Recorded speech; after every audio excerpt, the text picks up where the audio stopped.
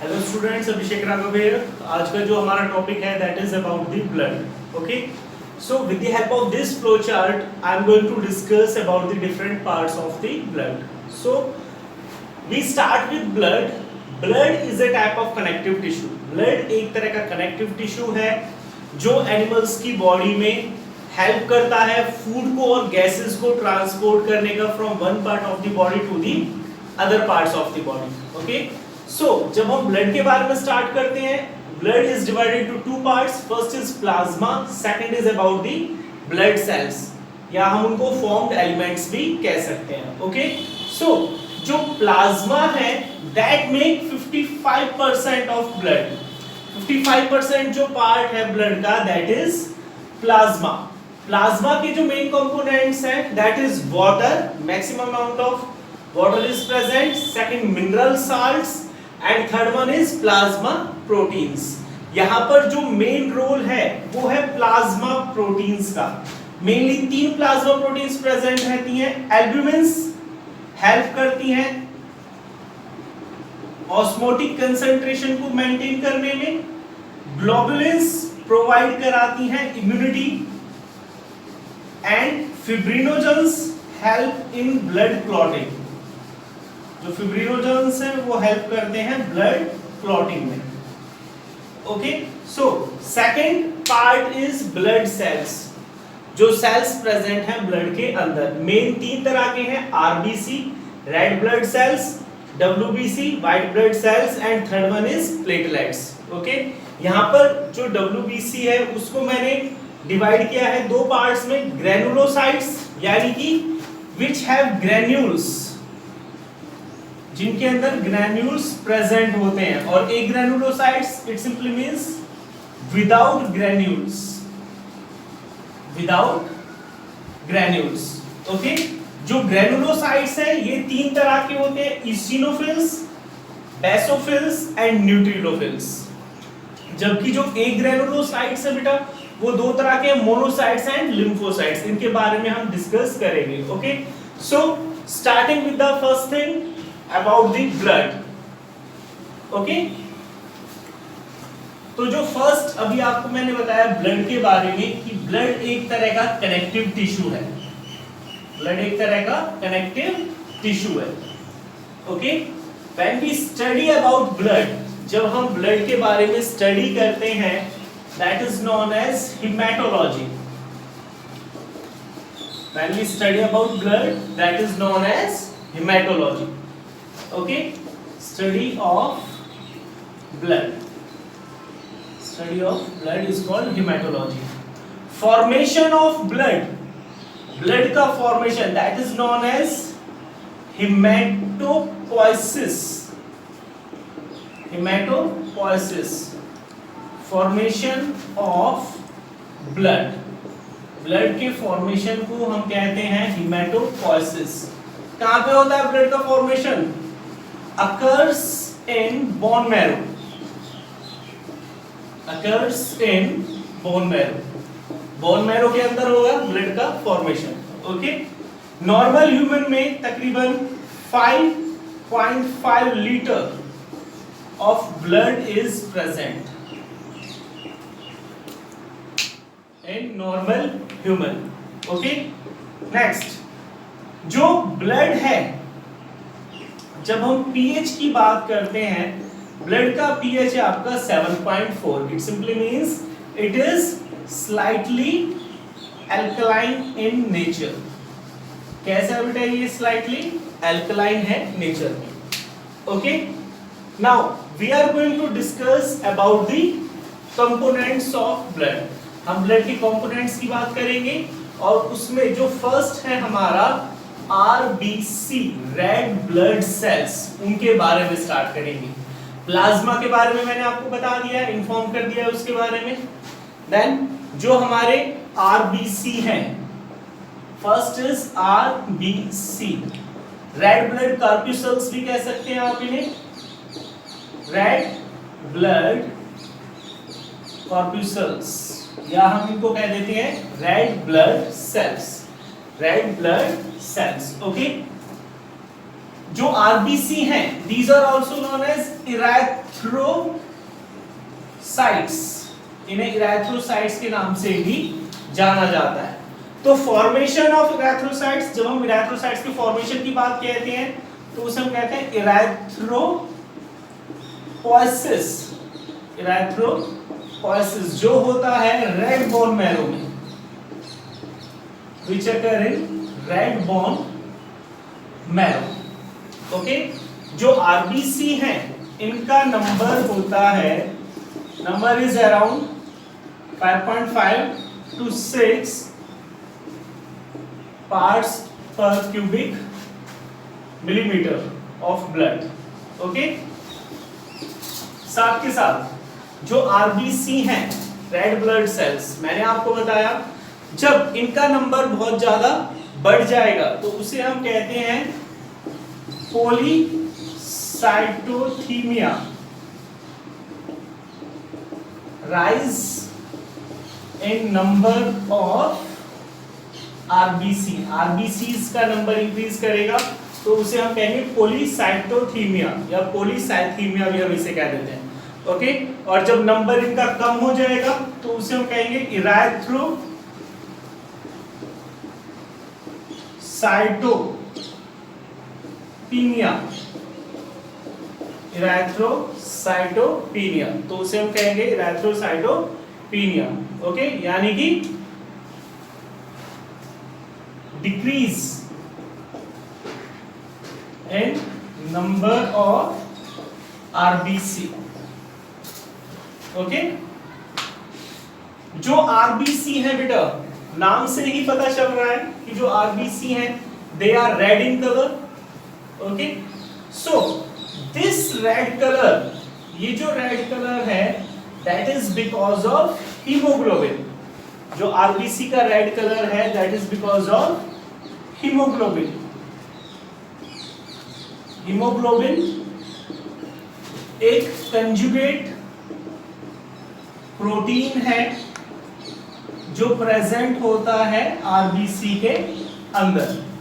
Okay, जो haemoglobin है that is a conjugate protein which is present in RBC और यही प्रोवाइड कराती है red colour, provide red colour to blood.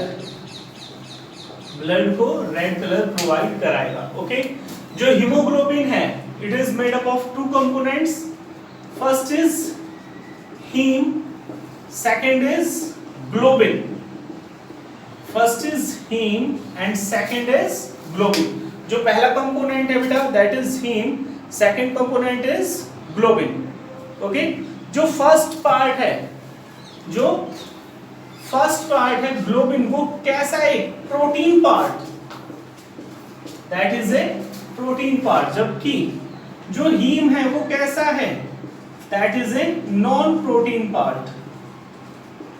That is a non-protein part. जो haem है, it contain iron. It contain iron. जबकि जो globin है, globin में 4 चेन होती हैं, 4 chains. Okay, first alpha chain, इनका नंबर होता है 2, 2 होती है अल्फा चेन। दूसरी होगी बेटा आपकी बीटा चेन, इनका नंबर भी कितना है? इनका नंबर भी 2 है। ओके, तो जो अल्फा चेन है उसमें टोटल प्रेजेंट रहती हैं 141 अमीनो एसिड एक चेन में, यानी कि दोनों चेन्स में हो गई 282 अमीनो एसिड्स। जबकि जो बीटा चेन है, बीटा ग्लोबिन चेन, उसमें प्रेजेंट रहती हैं 146 अमीनो एसिड एक चेन में। ओके, तो इनका नंबर कितना हो जाएगा? It's simply 292 amino acids. Okay, तो जो रेड कलर है that is because of presence of haemoglobin. एक और चीज आती है बेटा, नॉर्मल जो अमाउंट है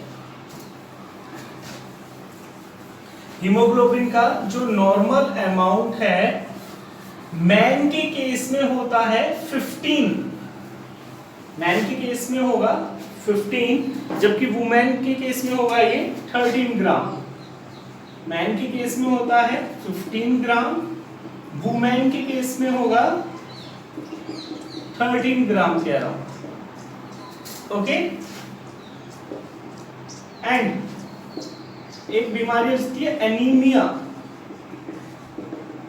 that is loss of RBC. RBC का लॉस होना वो कहलाता है एनीमिया। ओके, और पिछले चैप्टर में आपको बताया भी था मैंने कि एक जो हीमोग्लोबिन है वो कैरी करता है 4 oxygen molecules, that carries 4 oxygen molecules. और यहाँ पे ध्यान देने वाली बात ये भी बेटा, एक हीमोग्लोबिन में वही आपका 4 हीम और 4 ही ग्लोबिन के मॉलिक्यूल्स प्रेजेंट होते हैं। ओके, नेक्स्ट जो हमारा सेकंड आएगा इसमें, that is about the WBCs। यहाँ पे एक नंबर और रह गया, लाइफ स्पैन। जो आरबीसी का लाइफ स्पैन है that is 120 days. Okay, after 120 days जो आरबीसी है, आरबीसी रीच स्प्लीन, और स्प्लीन को ही कहा जाता है graveyard of RBC. Graveyard of RBC spleen में जाकर खत्म हो जाते हैं। काफी बार लीवर में भी जाकर ये डिग्रेड हो जाते हैं। ओके, तो जो हीमोग्लोबिन मॉलिक्यूल है that is changed into bilirubin pigment, वो चेंज हो जाता है बिलीरुबिन पिगमेंट में। ओके, सेकंड हम यहाँ पे बात करेंगे अबाउट दी WBC। WBC के बारे में हमें बात करनी है। तो जो WBC है, नाम से ही समझ में आ रहा है, white blood corpuscles. White blood corpuscles. Okay, WBC means white blood corpuscles, या इनको हम कह देते हैं ल्यूकोसाइट्स।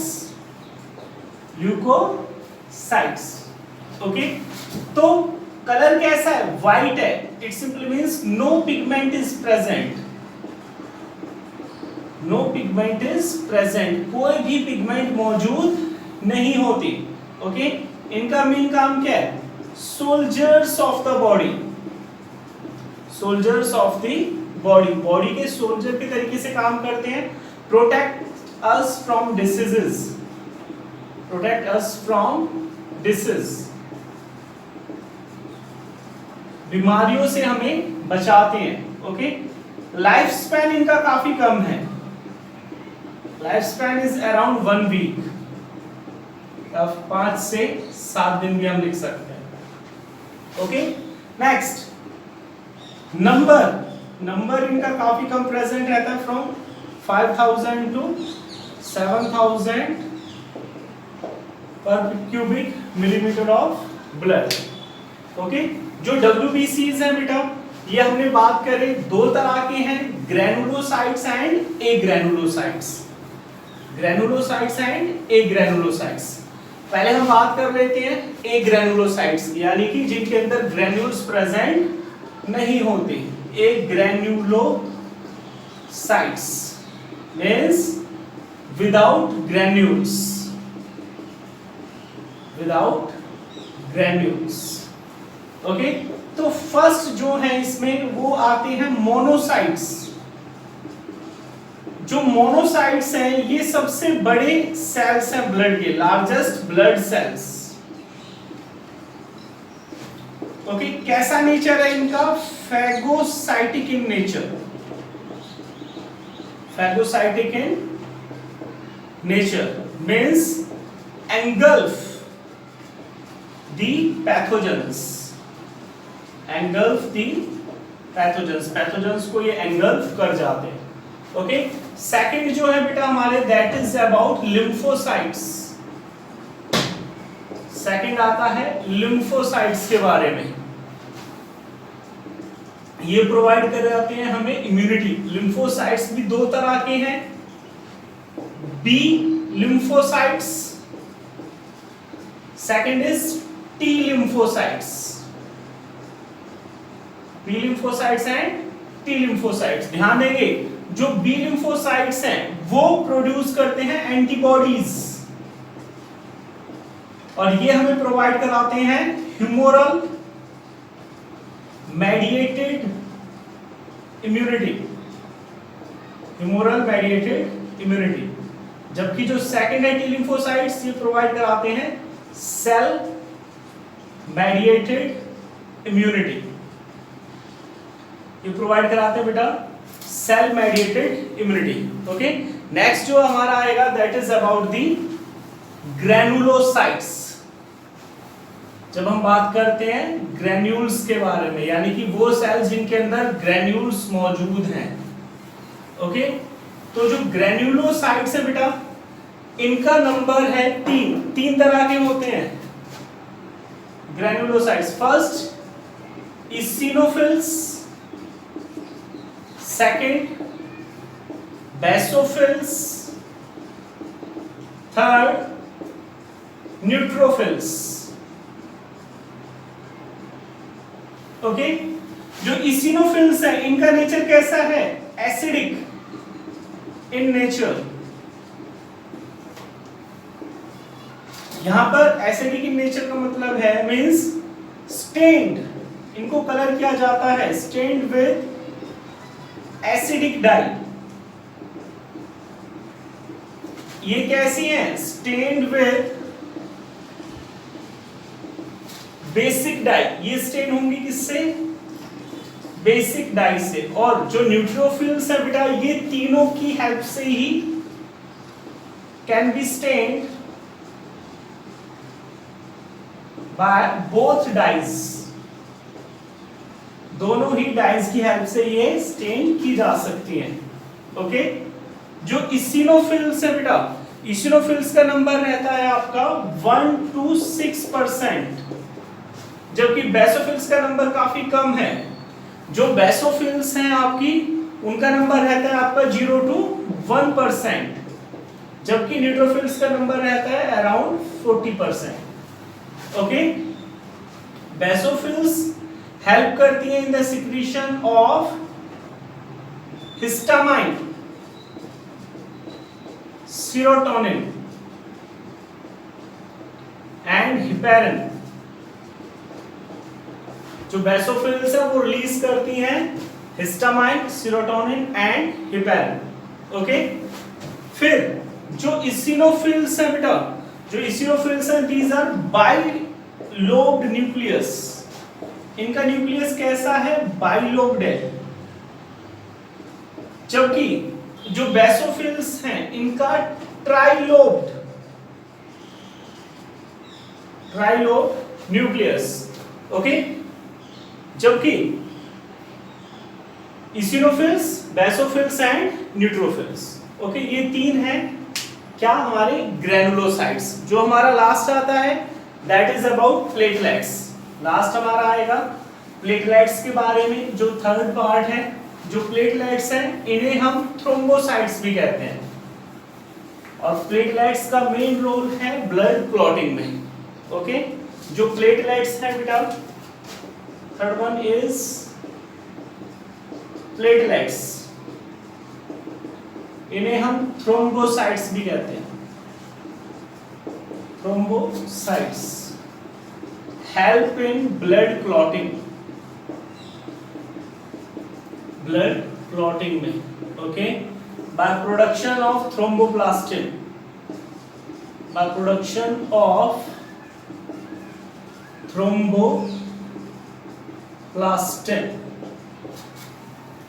ओके, जो प्लेटलेट्स हैं बेटा, इनका जो नंबर है that is around 2.5 lakhs, okay, per cubic millimetre of blood. इससे ज्यादा भी हो सकता है। ओके, और जो इसका मिनिमम लेवल होता है वो इतना। ओके, तो जो प्लेटलेट्स हैं, थ्रोम्बोसाइट्स, उनका मेन काम है ब्लड क्लॉटिंग में। ओके, सो होप सो आपको बेटा ये चीजें समझ में आई होंगी। एक बार आप इसको रीड आउट जरूर करें। Okay, thank you.